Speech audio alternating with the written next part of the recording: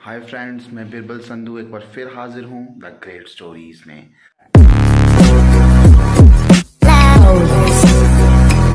दोस्तों, जो स्टोरी मैं आज आपके लिए लेकर आया हूँ उसको एंड तक ज़रूर देखिएगा, क्योंकि इसमें आपको नॉलेज के साथ साथ भरपूर एंटरटेनमेंट मिलेगा।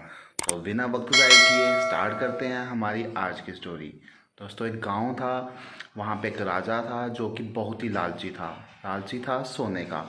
इसीलिए उसकी जो एक बेटी थी उसका नाम भी उसने मैरीगोल्ड ही रखा था।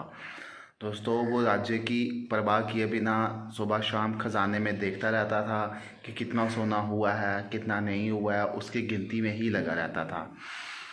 भगवान से 24 घंटे प्रार्थना करता रहता था कि कैसे उसका सोना बढ़े, कैसे उसका सोना बढ़े।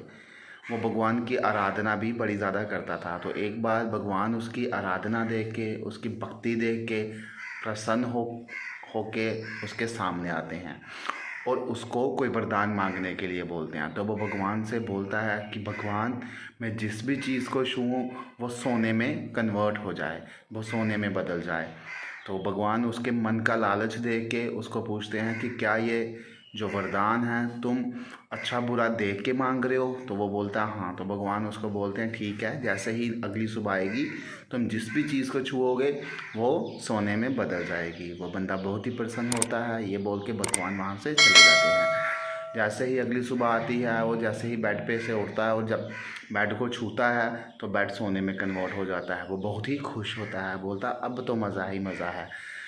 समय बीतता जाता है। दोपहर को वो जिस भी चीज़ को छू रहा होता है, महल की जिस भी दीवार को छू रहा होता है, वो सोने में कन्वर्ट हो जाती है। थका हारा जब उसको भूख लगती है तो वो अपने सेवकों को खाने के लिए बोलता है। तो जैसे ही थाली आती है खाने की, तो थाली को छूता है तो वो सोने में कन्वर्ट हो जाती है जिसको देख के वो बहुत ही परेशान हो जाता है। बोलता है चलो खाना नहीं मिला, फल फ्रूट खाते हैं। तो जैसे वो फल की तरफ जाता है तो फल को छूता है, वो भी सोने में कन्वर्ट हो जाती है। वो बहुत ही परेशान हो जाता है। ये देख के वो बाग में जाता है, बगीचे में जाता है। उसकी बेटी जो है वो दौड़ते दौड़ते आती है और जैसे ही उसको वो गले में लगाती है, हाथ लगाती है, तो वो क्या होता है कि वो बेटी भी सोने में कन्वर्ट हो जाती है। ये देख के वो बेचारा बहुत ही दुखी हो जाता है। वो भगवान की फिर आराधना करता है।